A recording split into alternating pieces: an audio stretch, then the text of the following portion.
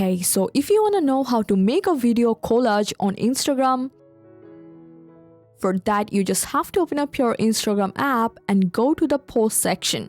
So from here, make sure you're on the Reels tab and now tap on layout option.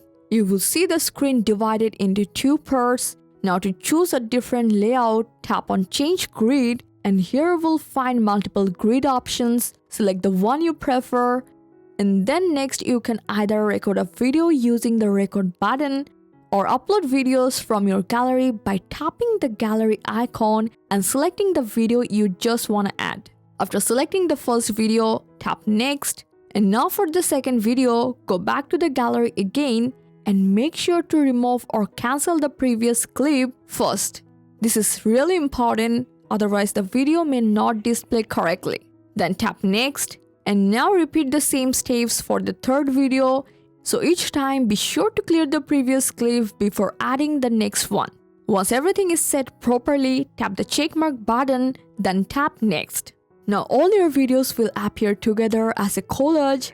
From here, you can edit the video, add music, apply effects, finally tap next, upload the reel, and share it to your profile.